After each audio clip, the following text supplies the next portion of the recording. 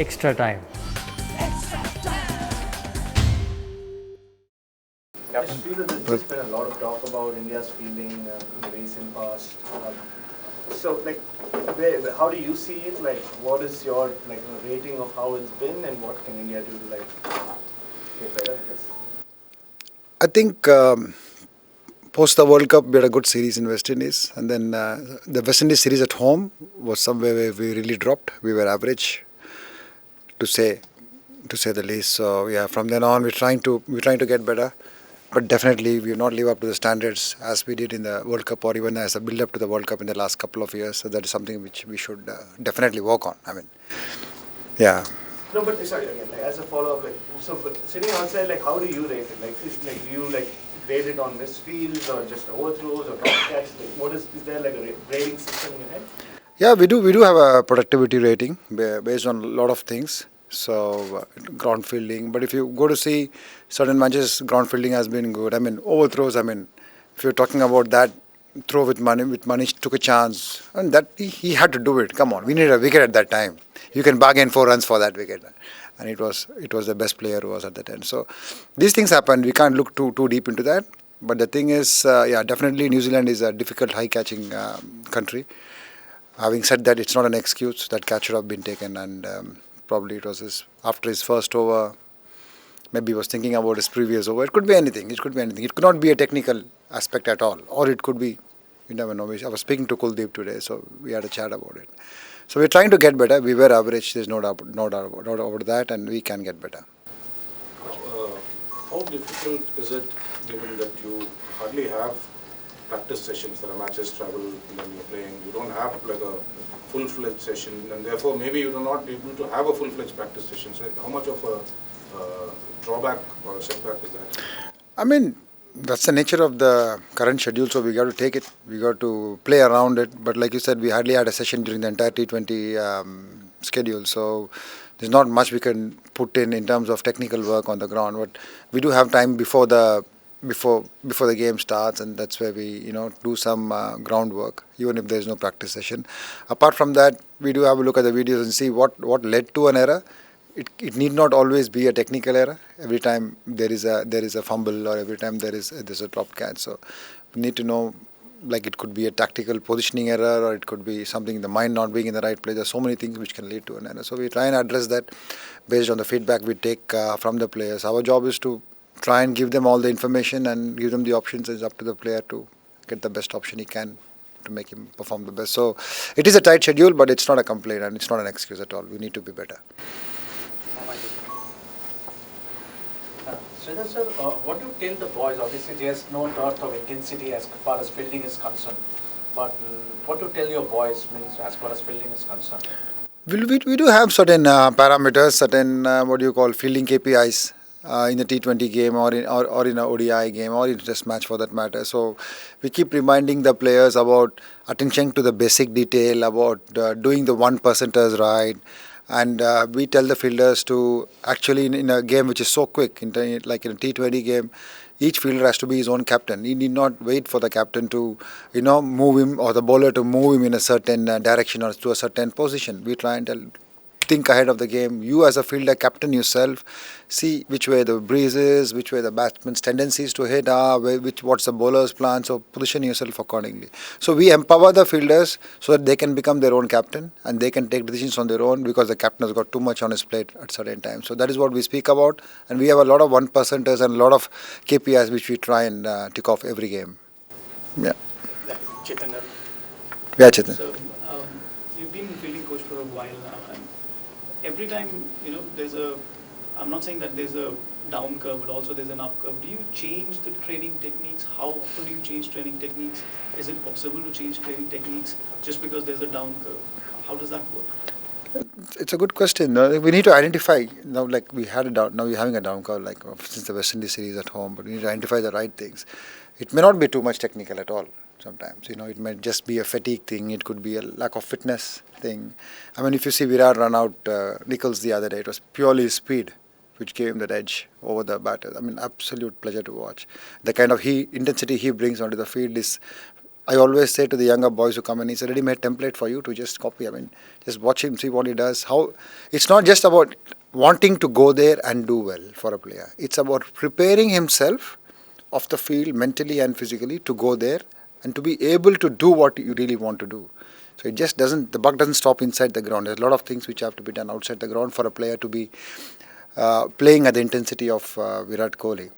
So coming back to your question again, yeah, there are a lot of things we need to address, which we'll actually have a dialogue with the player and see what is more important for a player and then go about it in that way. Will the players give you feedback that, okay, maybe this needs to change or that certain aspect needs to change? Does that happen as well? Of course it happens. Of course. We do the listening more than the talking. So we take the feedback from the players, and if there's anything to be added, we surely can add our perspective, and then the best possible decision is taken to get the best out of the player each time they go on the park. One day series बड़ा छोटी series है, हाँ जी, 1-0 से down है, हाँ जी, कल वाला match हारेंगे तो सीरीज ही खत्म हो जाएगी। कितना इंडियन टीम को फर्क पड़ता है या आदत हो गई है? पिछले 2-3 सीरीज में भी 1-0 से डाउन रहता है तो जीत ही जाते हैं। मतलब कॉम्प्लेसेंसी आनी नहीं चाहिए, लेकिन ऐसे जो सिचुएशन आते हैं हम उसको एम्ब्रेस करते हैं। हम सोचते हैं कि ऐसी सिचुएशन हमको चाहिए।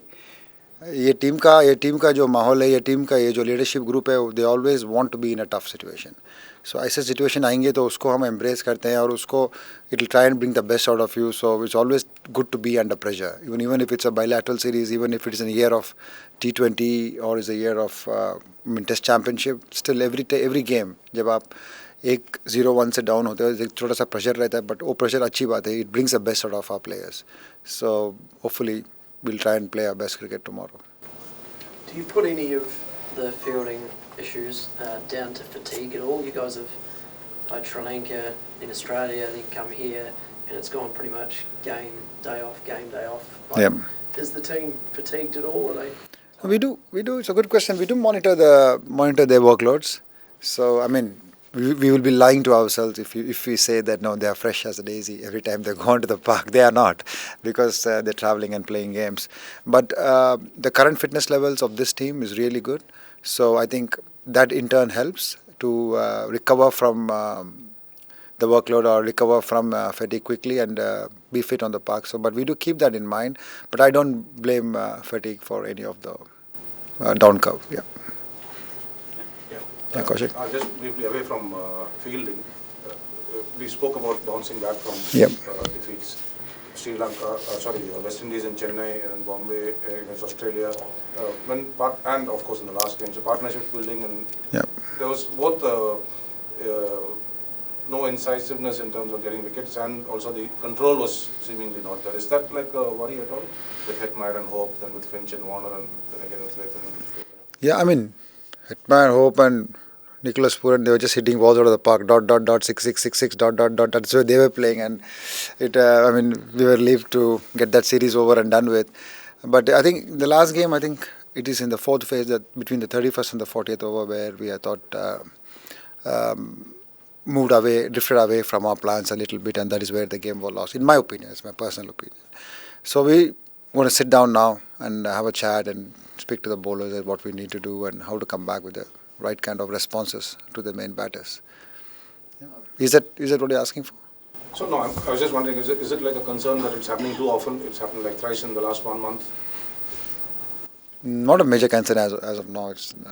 We're not really worried about it. But it's always an opportunity to learn. So whenever you get a game like this, there's always something to pick up and something to learn for the longer run. So we look at it that way more than anything else. But Just about Kuldeep, he hasn't bowled much in the nets. Like, he's bowled a lot before the last ODI. Looked a little off. Like, is he carrying an injury? Is he fine? And like, what kind of mindset is he in? Like, he's had a tough maybe 8 or 9 months, I guess, with the ball. He's fully fit. He's not carrying any injury. He's totally clear to play all the games. That is one. Two, I think he has played a lot of ODI cricket, didn't he? I think he played the 3 games against Australia, if I'm not mistaken. Kuldeep did play all the 3 games. So this is the next ODI he's playing after that. He didn't play the T20 because Chahal was there. So maybe Kuldeep is the kind of a guy who needs a lot of overs under his belt to get his rhythm. Typical leg spinner thing. It's a leg spinner thing, I would suppose. So a lot of overs under the belt. So on and off, he's playing the odd one-day game. So, but I think he's a good bowler. He's got his skills. I thought that New Zealand batters played him really well. They had their plans and hit him in the right area. So didn't allow him to kind of bowl where he wants to, I think. Well, final. Sorry, India's plan in the last ODI was to use the spinners quite often. Were you maybe surprised at how New Zealand used their spinners, or maybe how they didn't use them as much as maybe you would have expected? Yeah, I mean, they had Jimmy Nisham and Colin bowling a lot of overs, and the spinners didn't bowl out their 20 overs. I think Sodhi just bowled 4 overs, so that was more suited to the conditions there. I thought initially there was a bit of dampness in the wicket where Jimmy could come and bowl 5 overs, and so did Colin. Later on, it eased out to be a very, very, very good wicket, as it generally happens in Hamilton and most parts of New Zealand. So, but then that's where it was that situation of the game demanded probably New Zealand to go in with more of medium pace than spin. But then we use our spinners as a frontline attacking bowlers, so we had them bowling at situations we always believe that they will get us the wickets, even if they're going for a boundary or 2 extra. So we will use them accordingly as per that. Final question. Last game they used a short boundary to create effect, especially against the spinners. How have you been able to work? Because again, this is a very short ground, oddly shaped ground. Have you been able to work again? Travel, optional practice.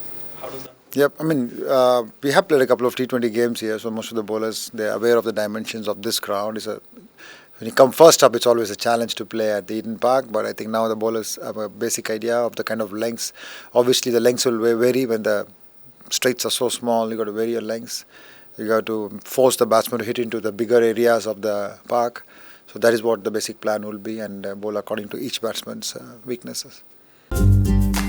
Latest news আর exclusive ভিডিওর সঙ্গে update থাকতে এখনই subscribe করুন আমাদের YouTube channel. Bell আইকনে click করতে ভুলবেন না যেন।